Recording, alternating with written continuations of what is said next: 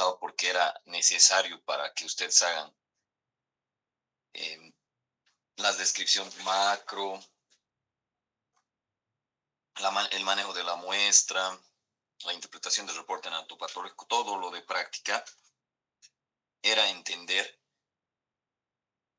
la nomenclatura de las neoplasias, es decir, cómo se le llama a una u otra eh, neoplasia benigna o cáncer, ¿no ven?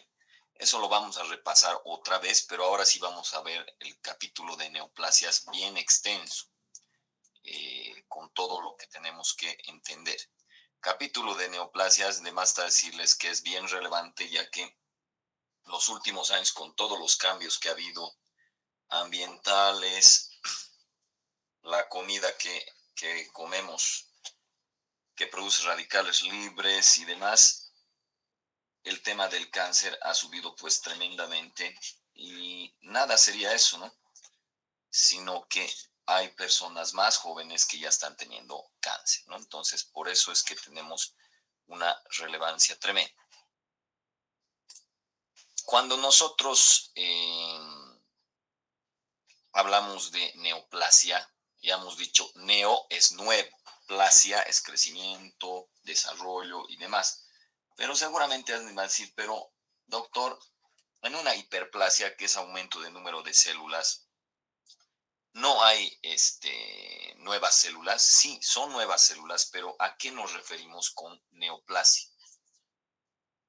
Ya, ahorita veo eso. Espérenme un minutito.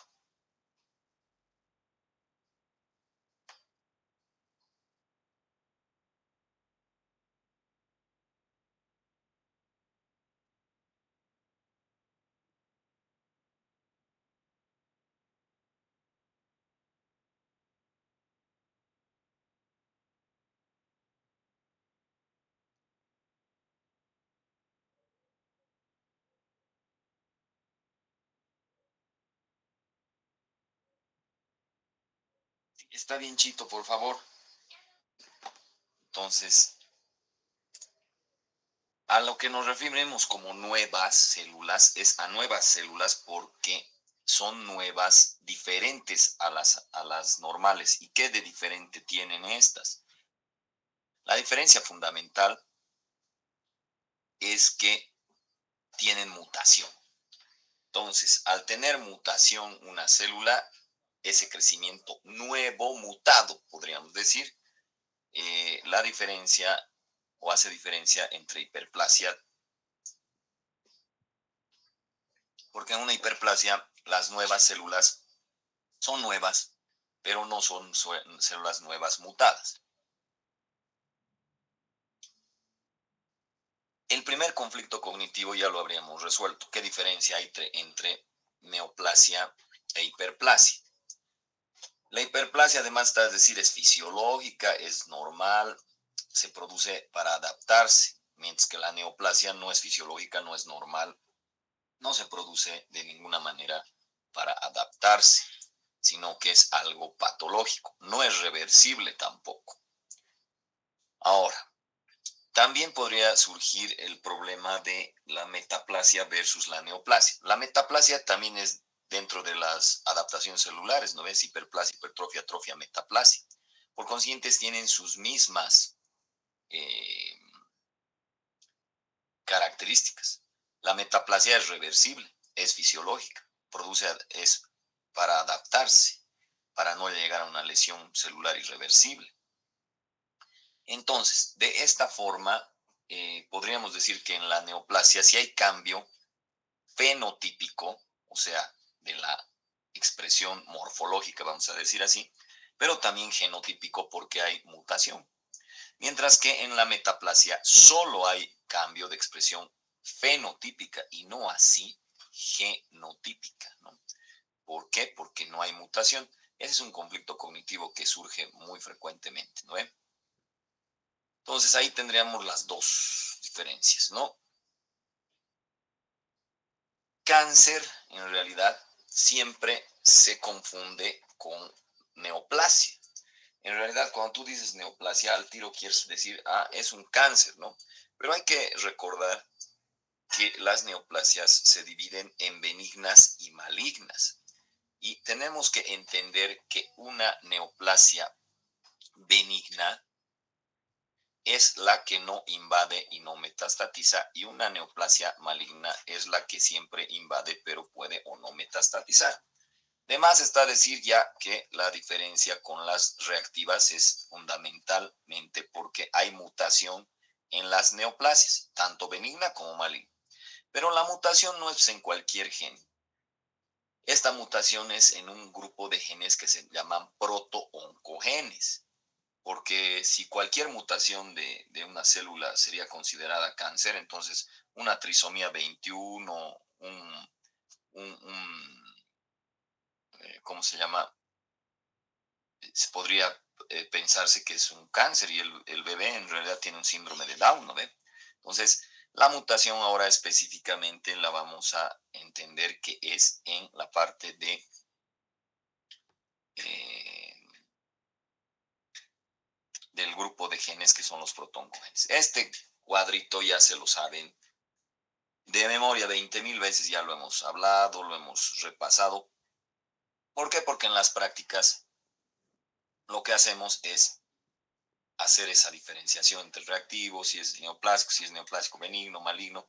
Pero también habíamos mencionado cuando hablamos la nomenclatura en el borde de la línea, el borderline, que histológicamente nos tenemos datos de invasión y metástasis, en algunos datos malignos y otros datos benignos, entonces nos quedamos en el medio. Pero esta mitad, digamos, vamos a decir, este punto medio, en general, cuando tú mandas una biopsia, no debe pasar más del 5%. O sea, tú mandas a patología y la idea es que para que llegue a una biopsia, para que tú ya le has mandado una biopsia, ya pasamos por un montón de situaciones, ¿no ve? Es decir, se ha hecho laboratorios, se ha hecho imagenología y realmente no quedaba de otra más que, ¿cómo se dice? Mandar a una biopsia. Y en el 95% de las veces debería el patólogo decirte o blanco o negro, o sea, o es una neoplasia benigna que no invade ni metastatiza, o es una neoplasia maligna con potencial de metástasis.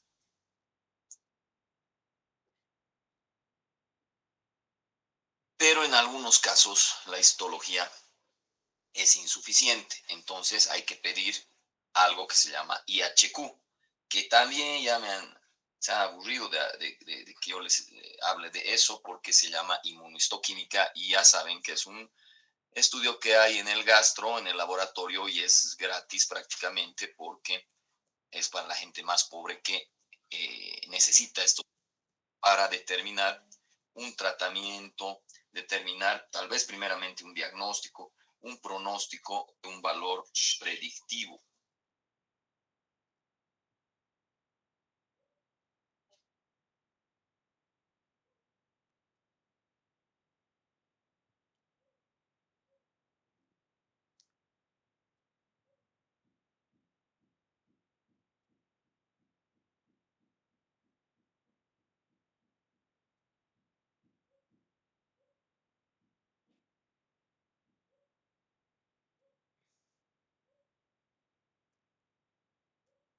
Entonces, lesión puede haber de muchas formas, ¿no ven? Las lesiones. Pero es importantísimo que a esta altura del curso, del año, de todo, no haya alguna duda entre qué es una lesión en general, qué es una lesión reactiva, qué es una lesión neoplásica benigna, una neoplásica maligna, una borderline. Hemos dicho que una lesión reactiva es un daño producido por un estímulo que desencadena una reacción controlada del organismo alterándose o perdiéndose la homeostasis. Pero aquí falta lo más fundamental, que cuando tienes una lesión reactiva, la característica es que si tú quitas el estímulo, se quita la lesión, mientras que una lesión neoplásica no, no es de la misma forma. Tú quitas el estímulo, igual sigue el cáncer, ¿no ves? Por ejemplo, el cáncer de piel, vas al sol, te quemas con el sol, la lesión de quemadura solar es reactiva porque si te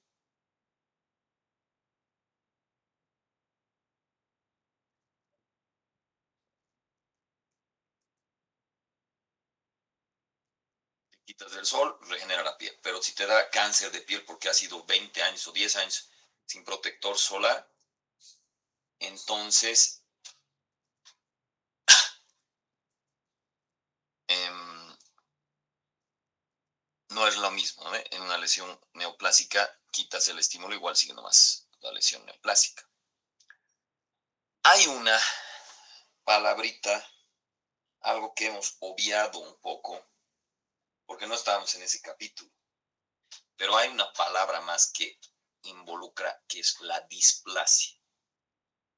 Si se fijan, muchas palabras en patología terminan en plasia. Neoplasia, hiperplasia, metaplasia, anaplasia, leucoplasia, displasia. Algunas de esas palabras corresponden a reactivo, otras corresponden a neoplásicas benignas o malignas. Pero hay unas que también están en el borde. ¿Se acuerdan? Aquí hemos dicho hay un borde, en el borde entre benigno y maligno, ¿no? Hay unas células que podríamos decir que no se sabe si va a ir a benigno o maligno.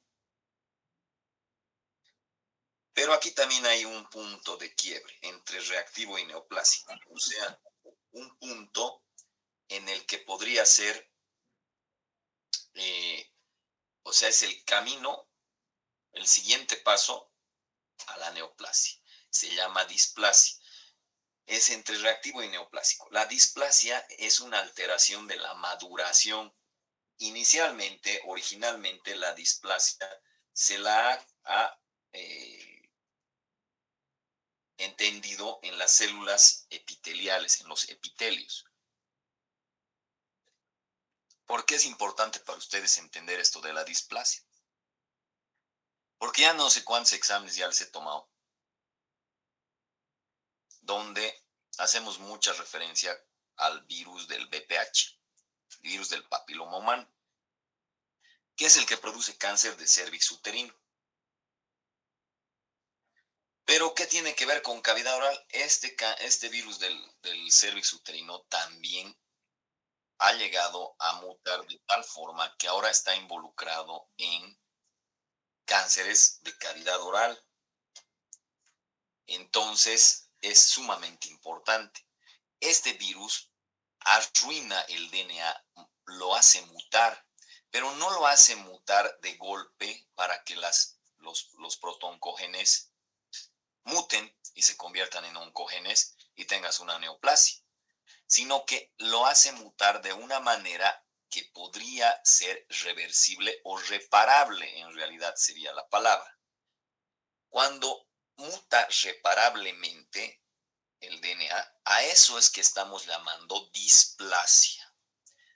O sea, doctor, en una lesión reactiva no hay mutación de protoncogenes. En una lesión neoplásica sí hay mutación de protoncogenes. Pero entonces la displasia, que sí hay mutación en la displasia de protoncogenes, pero es reparable, es reversible. Por eso es que está entre aquí y aquí. Entonces, decirte en un reporte anatomopatológico que existe displasia es como decir, pucha, hay algo más grave y está yendo de una reactiva, está evolucionando a una neoplásica. De más está decirles que las lesiones reactivas pueden convertirse en cáncer, claro que sí. Ejemplo, la hiperplasia. Ejemplo, la metaplasia. Ya hemos visto por qué puede pasar esto. La atrofia también. En menos medida la hipertrofia. Y ya hemos explicado esto por qué.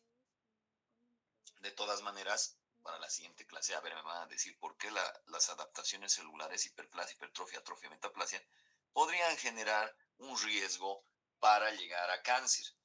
O sea, que esas podrían primero pasar por displasia y luego llegar a cáncer. Las displasias se clasifican en displasias de alto y bajo grado. Evidentemente, si yo te digo que tienes una displasia de alto grado, es más riesgosa todavía que vaya a un cáncer que a una displasia de bajo grado. Esto más adelante vamos a explicar mucho mejor porque en la histología de la cavidad oral y en la histología del cervix tenemos que entender cómo participa el BPH para hacer mutaciones reversibles y tener displasia de bajo y alto grado. Cuando nosotros hablamos de tumor en borderline o en el borde de la línea, hay herramientas para que nos incline la balanza a si es benigno o maligno. Una de esas herramientas es la inmunohistoquímica y ya hemos hablado de algunos. No vamos a volver a hablar porque esto ya lo hemos repasado en otras clases. El P53, el Ki67, el ALK, el CD31, el CD34. Son marcadores de inmunohistoquímica que pueden inclinar la balanza para determinar si esto es benigno o si esto es maligno. A ver, aquí tenemos, por ejemplo, un tumor suprarrenal. Esas son las suprarrenales. Las suprarrenales en general están revestidas por, bueno, alrededor tienen mucha grasa, por eso es el color amarillo. Y aquí al corte vemos este nódulo. Pero me dirán, ¿y esto negro qué es, doctor? Nosotros en patología lo que hacemos es colorearlo, esto lo coloreamos, lo pintamos. ¿Por qué lo pintamos? Porque si está pintado de negro, cuando nosotros hacemos el corte histológico, cuando hacemos la laminilla, que ya saben cómo se hace, si esto fuera cáncer y este cáncer está encima del borde o está pasando la cápsula, nosotros decimos que hay invasión. Es como una manzana, por ejemplo. Si tú tienes una manzana y la pelas la manzana, la cáscara, y luego cortas cuadraditos de manzana, nunca vas a saber dónde era el borde, o sea, dónde era la cáscara de manzana. Pero si tú no pelas la manzana, dejas la cáscara y le haces cuadraditos así, igualito nomás tú vas a decir, aquí era donde era el borde o donde era este, la cáscara. Entonces, para nosotros por eso hacemos eso, coloreamos, teñimos y cuando cortamos a la histología vemos si hay un borde negro y esto se está saliendo, se está infiltrando, se está invadiendo, entonces ya saben que una de las características categóricas de las neoplasias malignas es invasión. Entonces, cuando nosotros tenemos dudas, digamos en un tumor borderline, de que si es benigno o es maligno, no tendríamos ninguna duda si vemos la invasión. Y la invasión se puede ver, en resumen, si hay presencia de células neoplásicas que están pasando este borde negro, en este caso. Para eso es que nosotros usamos esto.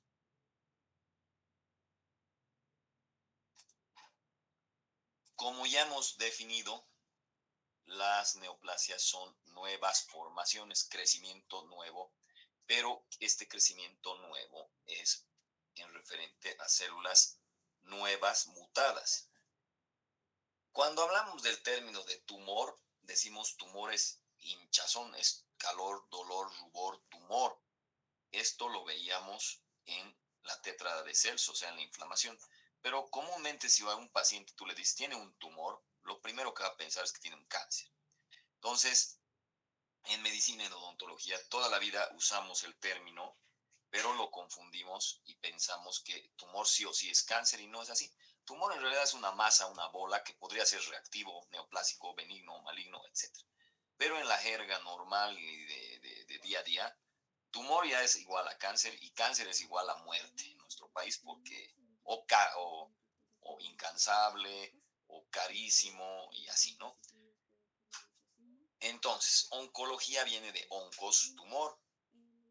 Logia es obviamente estudio de los tumores. Cáncer son tumores neoplásicos malignos, porque ustedes muchas veces, no solo ustedes, muy comúnmente dicen, tiene un cáncer maligno, y esa es una estupidez, ¿no ven? ¿Por qué? Porque cáncer ya es una neoplasia maligna por definición. Y también hay otra equivocación, vamos a decir así, Cuando dices, tiene una neoplasia, tiene un cáncer benigno, tampoco puede ser, digamos, ¿no? Porque neoplasia está arriba, ¿no ve? Y neoplasia dice benigna y neoplasia dice maligna. O sea, puede haber una neoplasia benigna o maligna. Entonces, no puede haber un cáncer benigno. Eso es tonto. Cáncer ya es otra manera de decir en una sola palabra neoplasia maligna. Definiciones de neoplasia. En el libro dice es una masa normal de tejido cuyo crecimiento excede y no está coordinado con los tejidos normales y persiste de la misma manera en exceso tras cesar el estímulo que suscitó el cambio. Podemos hacer mejorar esa definición. Nuevo crecimiento clonal de tejido descontrolado, descoordinado, a raíz de alteraciones y o mutaciones en protoncogenes. Dicho crecimiento es excesivo y tiene tendencia a la autonomía tras cesar el estímulo que suscitó el cambio. ¿A qué nos referimos con la palabra clonal? Viene de una sola célula que mutó, se supone el cáncer. Mutó esa y le pasó a la siguiente, le pasó a la siguiente, le pasó a la siguiente, así. Es autónoma porque no responde a los mecanismos tradicionales de control de crecimiento. Una hiperplasia, por ejemplo, está controlada, ¿no? Ya han visto en el capítulo de adaptaciones celulares. Generalmente, esto está controlado por sustancias, mediadores químicos, ¿no? Hormonales, factores de crecimiento. Incluso dice que hay esta situación de que el tejido por contacto deja de crecer, ¿no? Entonces también hay una manera física de controlar el crecimiento, ¿no? La inhibición por contacto, que se llama, que la han debido ver en histología. Pero en una neoplasia es mutada de una clona, es descontrolada, descoordinada, no responde a los mecanismos normales de control de crecimiento. Por eso se dice que es autónoma, autónoma. Componentes básicos de una neoplasia. Son las células proliferantes, o sea, las neoplásicas, las mutadas, que sería considerado el parénquima, y el estroma, el tejido de sostén, el tejido conectivo. En general, ¿dónde están las células mutadas? En el parénquima. Pero también este parénquima crece sobre un tejido de sostén. Ese tejido de sostén es el tejido eh, eh, fibroconectivo, donde están los vasos sanguíneos, que curiosamente uno pensaría que también está mutado. No, no está mutado. El tejido de sostén es tejido normal. ¿Por qué? Porque imagínense si el tejido de sostén que tiene vasos sanguíneos estaría mutado, lo que le interesa a la neoplasia es crecer descontroladamente, pero aunque es autónoma, no puede crecer descontroladamente si no tiene aporte sanguíneo, aporte vascular, nutrientes. Entonces engaña a nuestro estroma, engaña a nuestros vasos sanguíneos, engaña a nuestro sistema para que le den más vasos sanguíneos, más tejido conectivo para que pueda crecer más. Eso no quiere decir que ustedes ya saben que podría haber mutación también en tejidos estromales, o sea, mesenquimatosos, pero a eso en el ámbito neoplásico maligno se le llama sarcoma. Y a la mutación en tejido neoplásico epitelial se le llama carcinoma. ¿De qué depende el crecimiento y evolución de una neoplasia? Que es desmoplasia. Vamos a ver. De lo que ya les he dicho, por más de que sea super maligno, super división descontrolada, super mutado el tejido, si no tiene oxígeno o nutrientes, muere la neoplasia. Entonces depende de su estroma, depende de sus, ya, depende de su tejido de sostén, de sus vasos sanguíneos. Por eso hay algo que se llama angiogénesis. Angio es vasos sanguíneos, génesis es generar nuevos vasos sanguíneos. Por eso es que algunos biólogos dicen, pucha, el cáncer pareciera que tiene cerebro, incluso pienso, es una entidad, es una... Porque si fuera nomás al azar el asunto, las mutaciones generalmente son deleterias, o sea,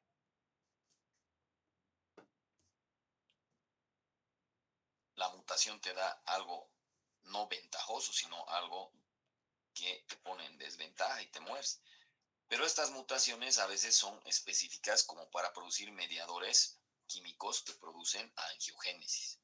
Ahora, cuando está creciendo muy rápido el epitelio de un cáncer, alrededor se produce tejido de sostén muy rápidamente y puede haber en ciertos momentos de necrosis y eso puede tener una fibrosis. A esa fibrosis que hay en el cáncer, en el tejido de sostén, se le llama desmoplasia. Fíjense, otra palabra, complasia.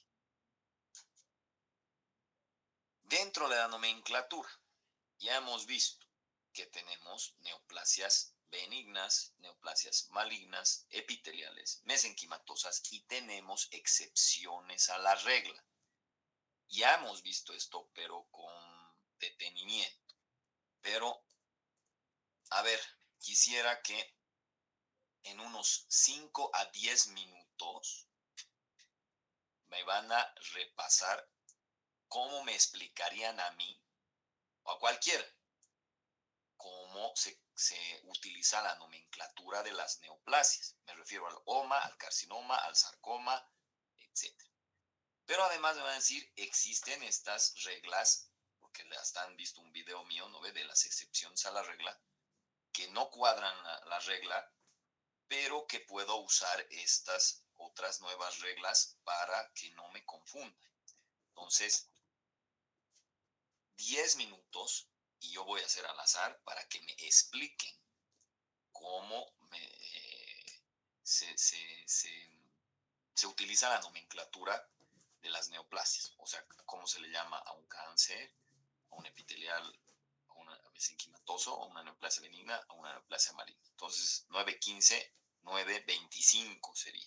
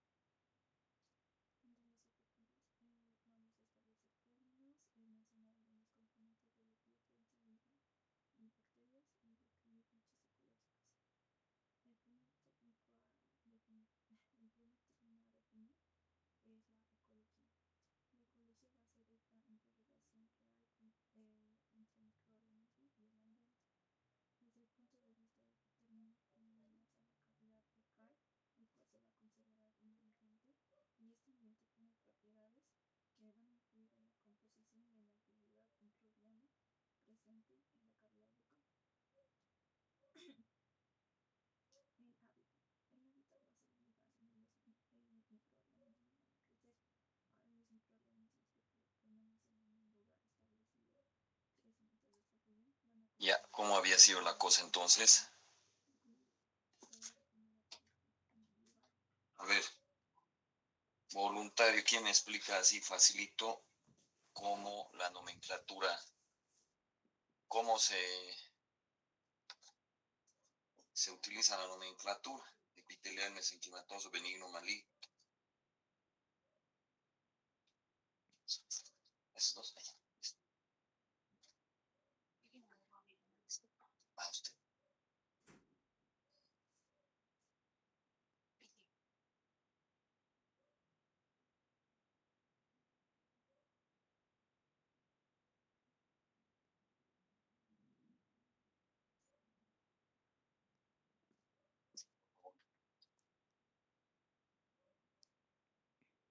A ver, entonces. Aide, Nayeli, cómo se utiliza la nomenclatura en las neoplasias? Doctora, lo que investigué, si va a ser benigno, va a terminar en oma y un ejemplo puede ser un lipoma o un epitelioma. Ya, y en maligno, En maligno va a terminar en un carcinoma y un ejemplo puede ser un carcinoma epidermoide o un adenocarcinoma gástrico. y mesenquimatos, ¿cómo sería?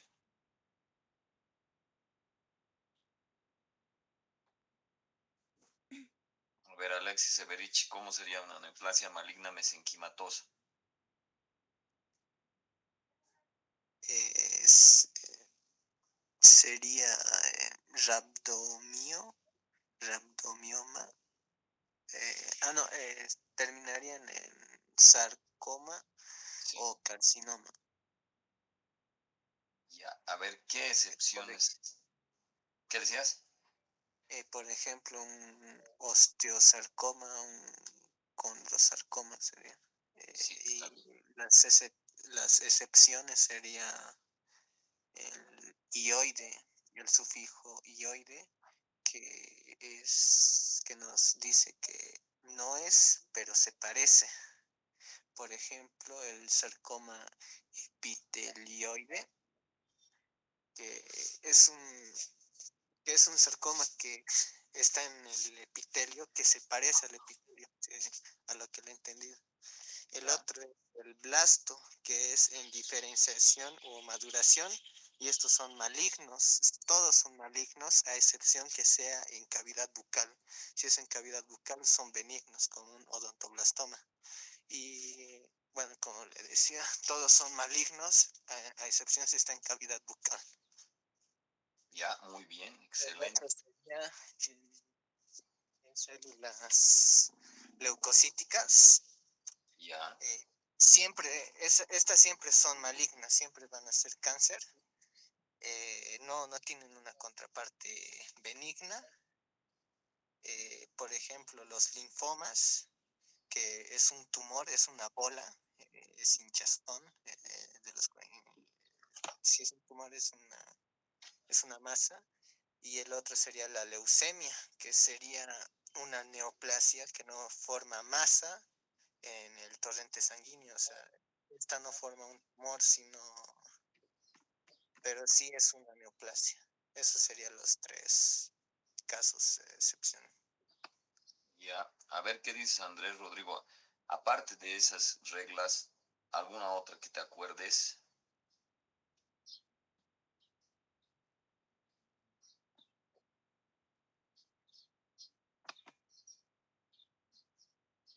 Andrés Rodrigo Herbas.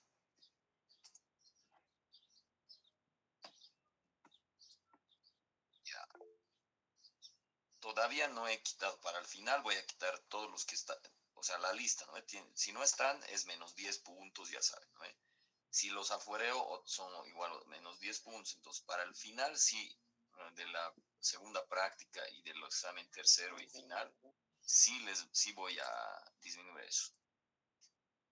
A ver, alguien creo que ha levantado la mano, no, no sé, ya no está. ¿Qué otras reglas más hay, pues? Ya su compañero bien, muy bien ha dicho de los oide, ha hecho de los leucos, eh, también de los blastos. ¿Qué otra regla más hay?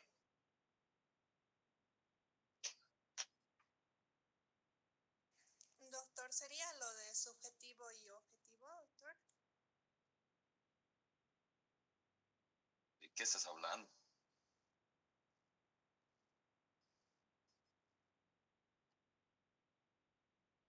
Jessica Madeleine, a ver, ¿qué otra regla aparte de las que muy bien ha dicho tu compañero? De las que yo me acuerdo es que si es como un quiste, se usa la terminación cisto. Si es Ya, como verruga, papilo. Si son referentes a glándulas, se usa el adeno. Y cuando son así como brócoli, se utiliza los pólipos. ya, está bien eso para la parte de nomenclatura, está bien, pero a ver, Jessica Rojas Pérez, ¿qué otras excepciones a la regla no cuadran? Pues hemos dicho del blasto, hemos dicho del leucocito, hemos dicho también del oide. ¿Alguna otra?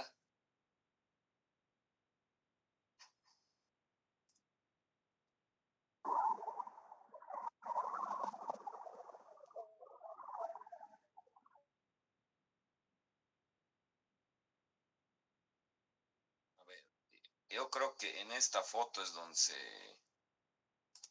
se puede resumir todo, ¿no?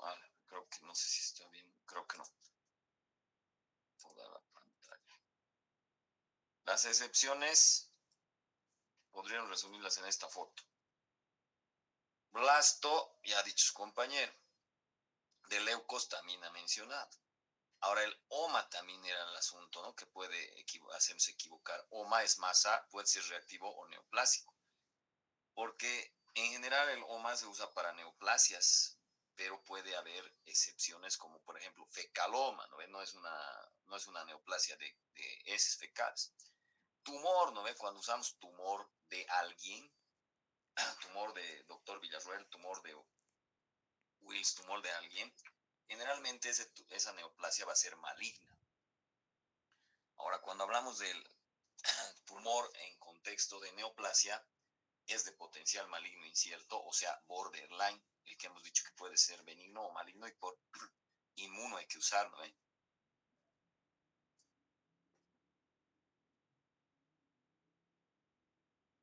Inmuno para determinar si es benigno o maligno. Otra regla, todos los tumores del sistema nervioso central, o sea, del cerebro, son malignos. Los germinales también malignos, a excepción del teratoma. Y el sufijo oide, ya lo han visto, ya lo ha mencionado su compañero. Entonces, blasto, leuco, oma, el tumor de alguien, si se pone su nombre, quiere decir que es maligno. El oma y el que es borderline, que es todos, todis, ¿no? Que no es nada, es todo y nada a la vez. El de cerebro, que siempre es maligno. El germinal, que siempre es maligno, a excepción del teratoma. Y el oide, que es parecido, pero no es. Eso sería el resumen. Tiene que estar, pero así, súper recontra, hiper dominado eso, porque no es cuántas veces ya hemos visto, ¿no? Pero ahora, continuando ya para terminar, es indispensable, indiscutible, imposible de que pasen mi materia sin que sepan básicamente lo que es la nomenclatura. Pero no les he mencionado algunas otras, ¿cómo se dice? Algunos otros conceptos dentro de la nomenclatura que debemos saber, como ser el tumor de colisión, el tumor metacrónico y el tumor sincrónico. Un tumor de colisión, como su nombre dice, es un riñón. Tienes aquí un hemangiosarcoma y aquí un tumor de células claras del urotelio. Son dos neoplasias malignas que se chocan. Eso es lo que se llama un tumor de colisión. Se están chocando los dos. Un tumor, aquí otro de colisión, ¿no? Aquí el riñón, aquí era uno de células claras y otro de un linfoma. Los dos malignos están chocando. Ahora, un tumor de colisión son dos, o sea, asociación de dos o más neoplasias, generalmente de estirpe diferente en una misma localización u órgano y en contacto directo, así. Un tumor sincrónico. Sincrónico es que no están chocándose, pero al mismo tiempo es como llover sobre mojado. Dos cánceres tienes, pero no se chocan. Entonces, la asociación de dos o más neoplasias, generalmente de estirpe diferente, que pueden o no estar en un mismo órgano de diagnóstico en un mismo periodo de tiempo. Y el tumor metacrónico. El tumor metacrónico es, tienes un cáncer de algo, solo ese tumor. Y después de un tiempo te aparece otro. Entonces, desarrollo de una neoplasia diferente consecutiva o posterior al desarrollo de una ya establecida. Esos son los tres. Las teorías propuestas, ¿por qué se dan esto? O sea, porque en todo caso es más de una neoplasia y eso es mucha mala suerte, ¿no ven? Tumor de colisión, dos cánceres que se chocan. Tumor metacrónico, uno aparece y luego después de un tiempo te aparece otro. Tumor sincronizado, sincrónico, los dos al mismo tiempo. Las teorías son neoplasias capaces de activar a los linfocitos y producen linfocinas que son, y estas linfocinas pueden producir unas segundas neoplasias. Proceden de una misma celular, células pluripotenciales que tal vez van por una línea germinal para un cáncer o por otro, para otro cáncer. O casos aislados asociados hereditarias a autosómicos dominantes, es decir, que ya vienes fallado de fábrica con una mutación. Hay controversia en si solo son coincidencias o a qué va. Pero esto tiene que tener una explicación, tiene que tener una significancia. Eso es lo que van a buscar para la siguiente semana. A ver, ¿por qué? ¿Qué importancia hay en general de que yo diagnostique? Clínicamente estamos hablando. Y no me van a repetir como Cantinflas, ¿ya? La importancia de un tumor de colisión es que tiene dos tumores que se chocan. No, eso no es la importancia. O sea, que si tú como odontólogo diagnosticas un tumor de colisión o diagnosticas un sincrónico o diagnosticas un metacrónico, ¿qué es lo que tienes que sospechar y qué es lo que tienes que hacer con ese paciente para que no empeore, para mejorar su estado, o sea, la parte clínica? Porque cada uno, el tumor sincrónico, el metacrónico, el de colisión, tiene una significancia. O sea, si te aparece eso, por lógica tienes que investigar otras cosas. También le van a decir, digamos que tuvieras dos tumores, o sea, dos neoplasias diferentes, ¿no ves? De diferentes tipos chocadas en cavidad oral. ¿A cuál vas a tratar primero? O sea, digamos que ya las extirpas, obviamente, quirúrgicamente, pero luego hay que rematarle con quimio o quimio y o radio, ¿no ve? Terapia.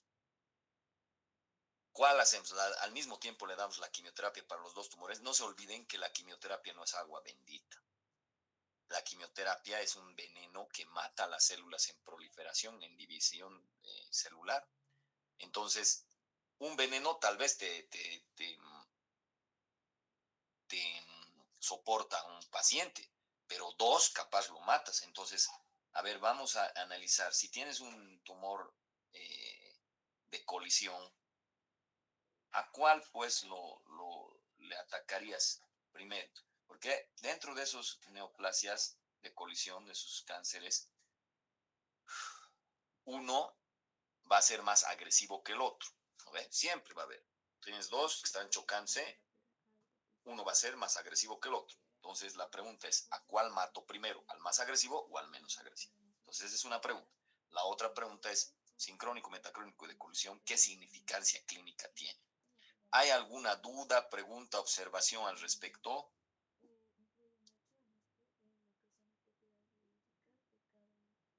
Bueno, ya para la siguiente clase voy a revisar toditas las asistencias. Gracias a Dios, ya esto ya no lo tengo que hacer manual, sino que me lo hace una inteligencia artificial y vamos a tener su porcentaje de asistencia, todas esas cosas, y cuándo no asistió y cuánto de resta tiene que tener su nota final. ¿Ya? Bueno, si no hay más dudas, preguntas, nos vemos la siguiente clase, chicos. Chao, chao.